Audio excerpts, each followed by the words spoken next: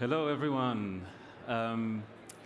So my name is Nir Evron. I'm part of the EMEA AI team at Microsoft. And I am going to talk to you about what is going to happen next. Just curious, everyone excited about AI today? You heard the word AI being mentioned enough time at this conference? Actually, as I was walking here, I was wondering, with the AI technology that we have now, what happens if we record conversations and figure out how many times the word AI was mentioned in the last 2 days? That'll be an incredible number, wasn't it? So what I'm going to do now is just talk to you about what we've been observing in the last couple of years after the emergence of generative AI technologies. What kind of trends are we observing? And I'll focus most of the conversation about what we predict is going to actually happen next in the world of AI. So, what we've been seeing happening in the last couple of decades is actually really, really interesting.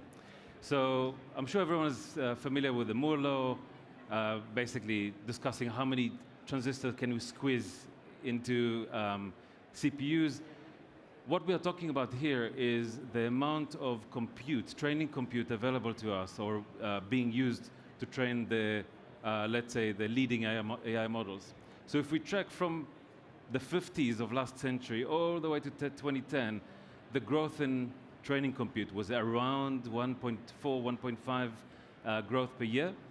What we've seen with the emergence of deep learning technologies here in 2010, we've seen that rate go up hugely.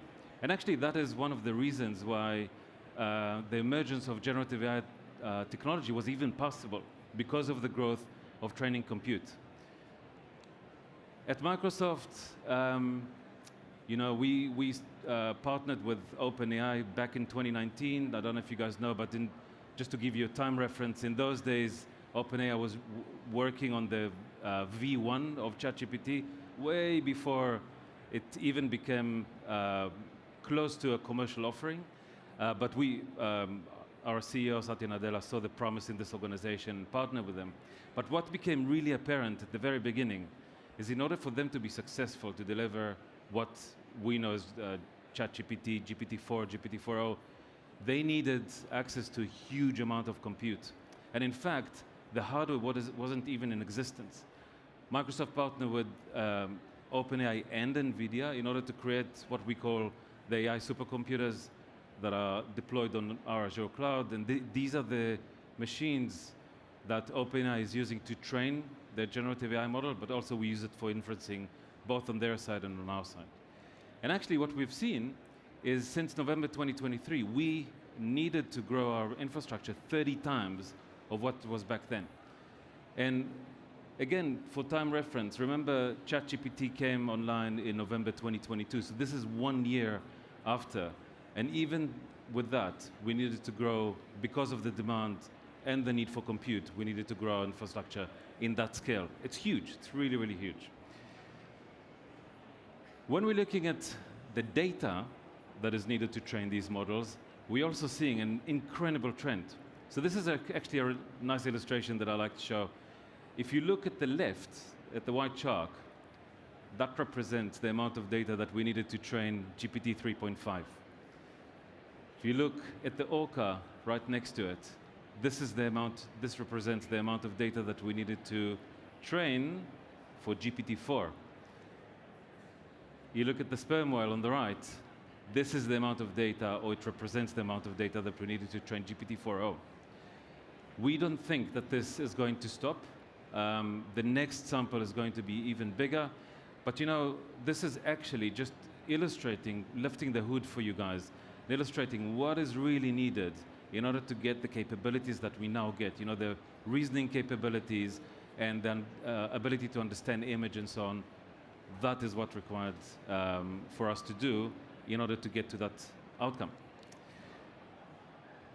Another interesting trend, and this I find actually quite puzzling, but it is the way that the industry is going. Don't know if any of you tried to use GPT-4 to design generative AI applications. Back in the day when GPT-4 arrived, that was mid last year, you might have noticed, I think a lot of people noticed, that GPT-4 is quite slow to respond. The latency is quite high, so when you ask it to do something, you need to wait. And that wait could be 10 seconds, it could be 5 seconds, it could be 1 minute in extreme situations. OpenAI worked really, really hard to improve the model efficiency, and GPT-4 Turbo, which came in September last year, that model was twice as efficient as GPT-4. And you know, with efficiency, we see reduction in cost. So the reduction in cost was about a sixth of what it would cost to run GPT-4. OpenAI done a lot of work to get to where they are today with GPT-4o, and GPT-4o is 6 times more efficient than the original GPT-4, and it's 1/12 of the price to run this model. And we have to see this. I mean, this is critical for us. If we want to design generative AI applications that are responsive and they're quick, you know, so you don't feel like you're speaking to some kind of a technology, you really feel that you have something that resembles human interaction, you need the speed. We don't think that this is going to stop, so the next models, if they are not efficient, they're not going to be useful for us. The only caveat I would say, the new model everyone must have heard, GPT-4o1, is slightly different. With that model, OpenAI took a different approach, and they said, look, we are designing a model that is supposed to be used for really, really complex stuff. And we are going to be happy with less performance with that model. So that's kind of the exception to this trend, but we expect the next models to be a continuation of this trend. So this is kind of what we observed in the last couple of years, what we've been seeing. What do we think is going to happen next? What are we going to see next? So like I said, the scaling laws are going to continue. We are going to need more compute for training these models. We're going to need more data for training these models. And we also expect these models to become way more efficient as we go on. We are now seeing, and this is a new trend, we are seeing the emergence of multi-agent AI systems. I'm not going to explain it right now. If you wait for a few seconds, that's going to be in the next slide. But this is something that enables us to do stuff that is absolutely amazing compared to what we've been able to do before. The third trend that we expect to see more of, the multimodal and multimodal approach. You know, so the model's ability to expect different types of input. It can be speech, it can be images, it can be videos, and their ability to output in either text or speech or whatever it is. So we expect to see huge improvements on that area. And we also expect to see variety of models. So I'm obviously speaking about the OpenAI models because they're really interesting and capable, but we are seeing huge amount of open source models coming from different vendors, small, big, Microsoft, non-Microsoft, that can be used in conjunction with the big OpenAI models or any big generative AI model to create applications. I'll speak about it in a little bit more detail in a bit. The fourth trend that is actually really, really interesting for me because I've been in the field of AI for quite a few years now. And I remember if any generative AI project that I was involved in included a team of data scientists, people who understand math very well, who understand how to train generative AI models, sorry, not generative AI, AI models. They understand how to build this technology, they understand what they need to do in order to get to the level of accuracy that we need. And they also teamed up with application developers in order to create an application. What we are seeing now is because the base models are so good, we don't need to retrain them most of the times to build generative AI applications. The AI developers are actually now closer to what we knew app developers were in the past. In most cases, the data science team has a completely different function.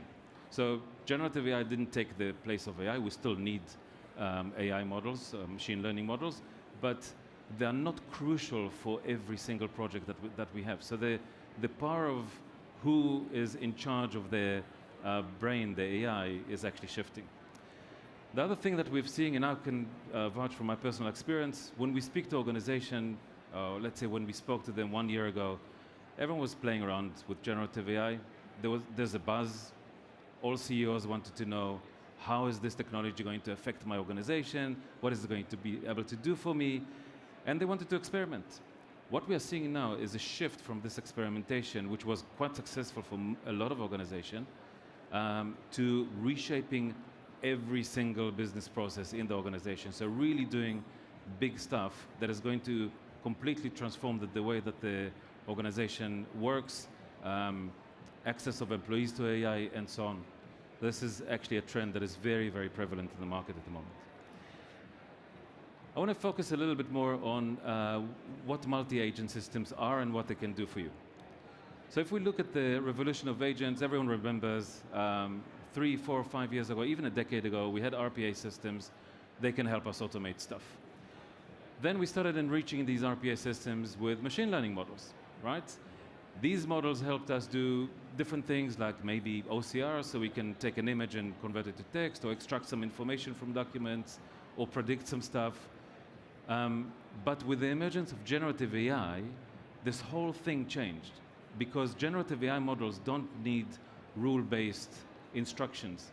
They just need guidance. You tell them what you want the outcome to be, and they will figure out by themselves what they need to do, especially if we provide them some tools.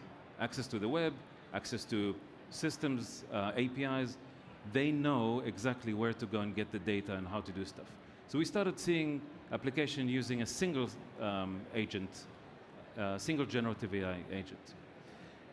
Then when organizations wanted to do things that are a little bit more complex, we saw things, and we needed to chain a lot of generative AI tasks together and compile it into one big application. We saw the emergence of technologies like LangChain, which is actually pretty amazing and is widely used today, to help us do that, to help us write the prompts, to help us chain the prompts together so we can create something a little bit bigger than just one instruction to a generative AI model. But these also had some kind of limitation because the intelligence is not there, right? So we needed to look for something that has intelligence baked into it. And this is where multi-agent generative AI systems are really, really good. The idea behind it is, if we define what an agent is, it's a computational tool that has access to an LLM. It has access to tools, and those tools can be either access to the web, or they can be APIs which give us access to various systems. And it also needs to have a memory. Why do we need the memory? Because the LLMs are stateless. They don't remember anything. Once the instruction goes through them, they forget. So if we combine all of those together, we have an AI agent. What happens if we want to do something really complex, right? I'll give you a couple of examples in a second. If we want to do complex stuff, then we need to create a structure. There's multiple structure. This is a typical one, where we have an AI agent at top. It's an orchestrator. And it's actually, by giving it a goal, something that we want to do, the AI agent, the orchestrator, will create a plan for the other AI agent. So it will tell them what they need to do, when they need to do it, which input they need to get from the other agent maybe.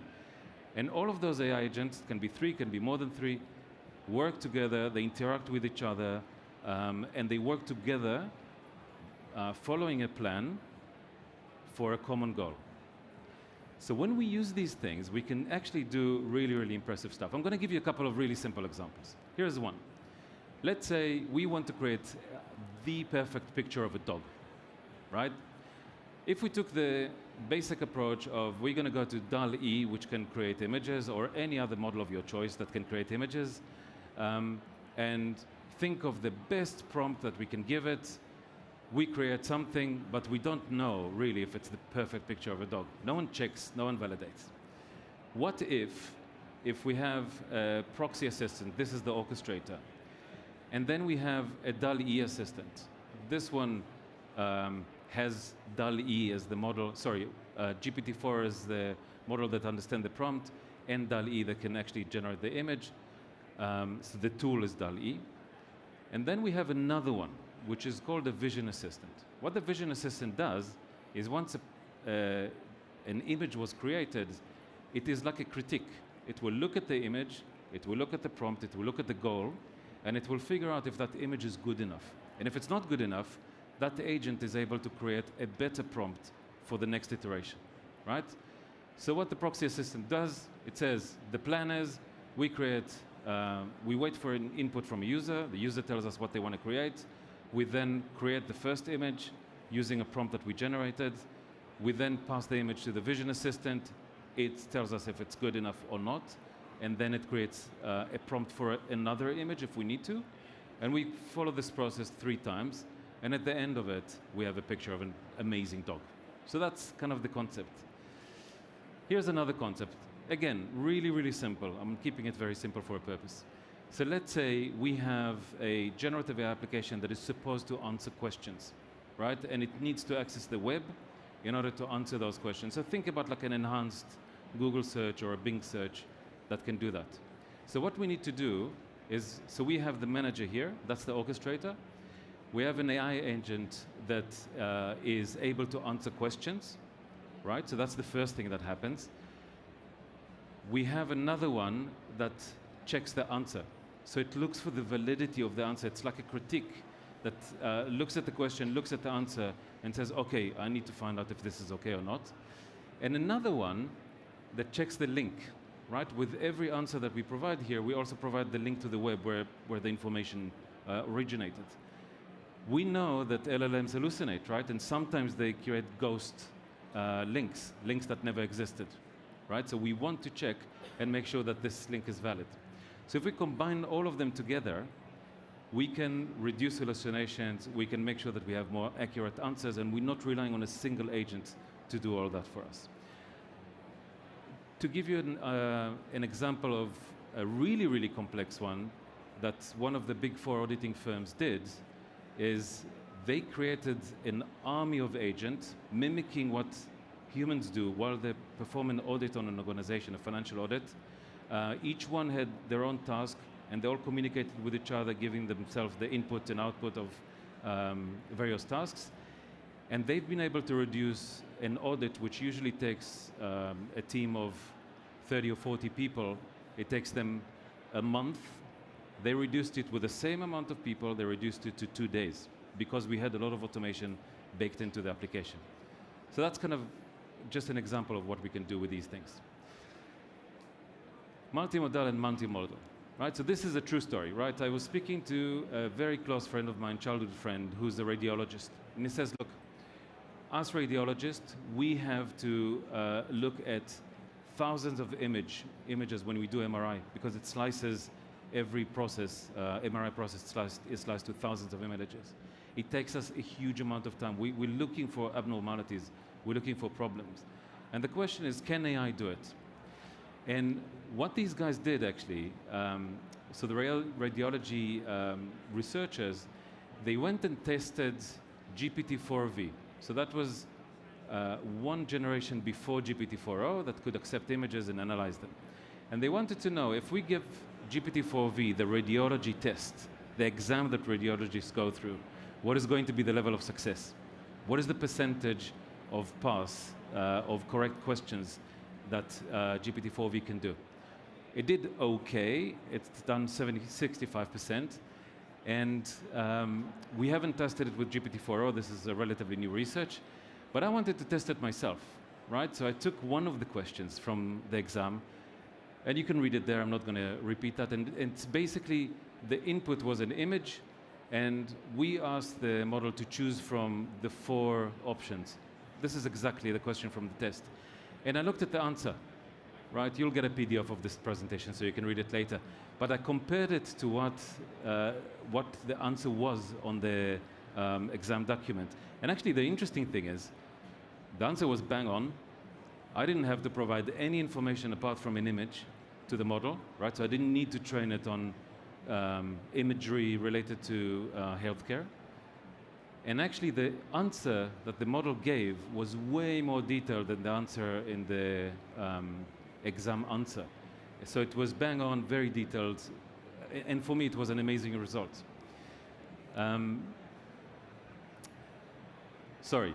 So just going back to this, the idea is these models are going to become more clever at understanding different inputs. I'm going to show you a demo of how that was used in real-life use case.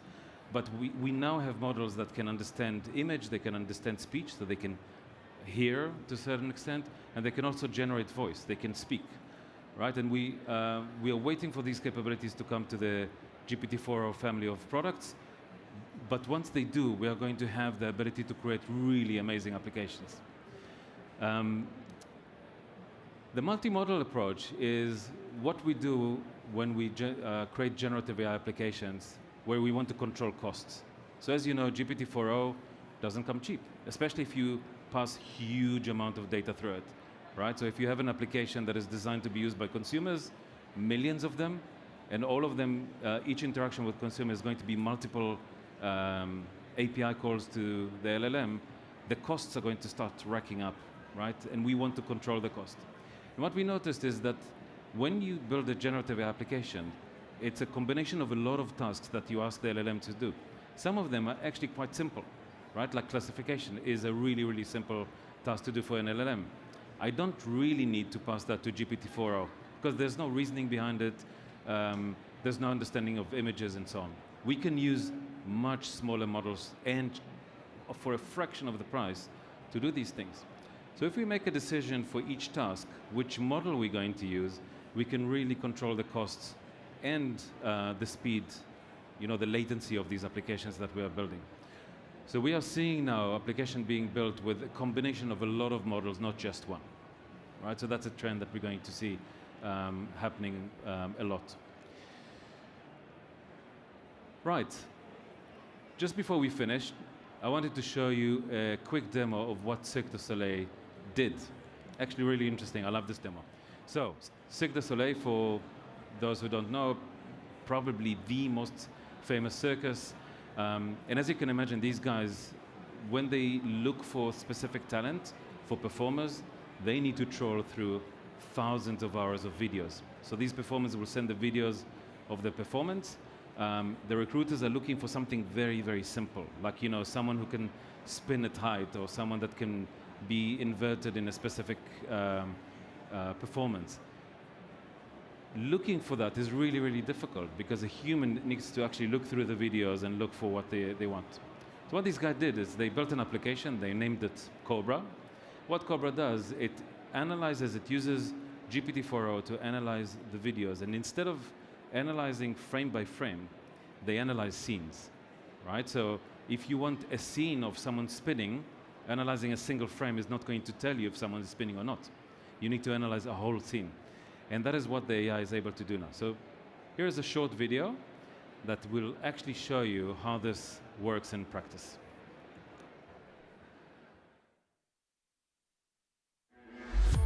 Now, let's take a look at some of the searches you can do with this to show off some of the capability. So if I search inverted, I will get back in order of confidence, from most confident to least confident, all of the searches that match that criteria.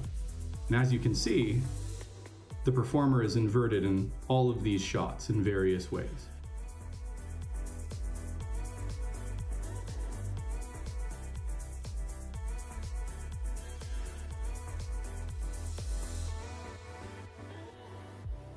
And the thing you'll notice about Cobra is that we're not searching frame by frame. We're searching scene by scene. So when something occurs in a scene, like someone spinning, it's able to recognize that, as opposed to older products that look at just individual frames and what occurs between them. So to show another search, we'll search up aerial spin, and we'll see some very cool acrobatics.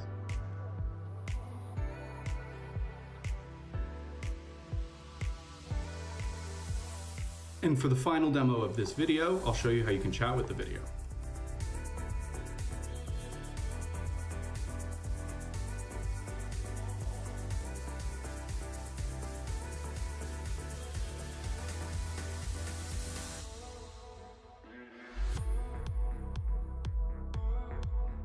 Amazing.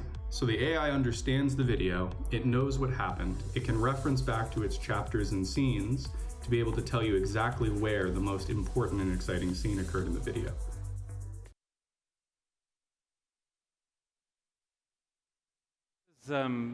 This is an example of something I think extraordinary that these guys have been able to do with the capabilities of AI today, and actually, you know, improve the process of finding the right performers.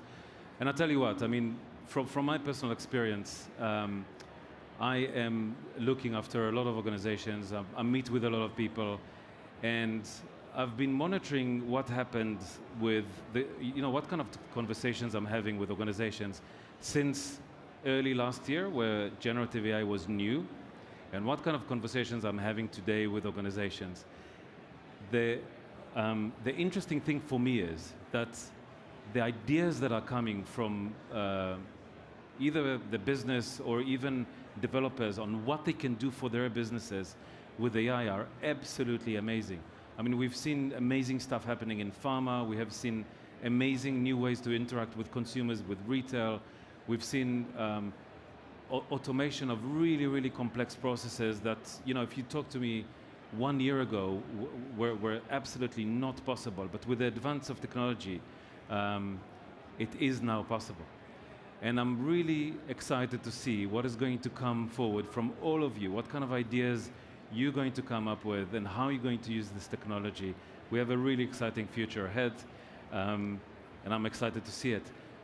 Please do join us in the next hall. There's a Microsoft stand. There are people waiting for you to talk to you if you have any questions or anything else you want to know. And lovely to see you all, and thank you for coming.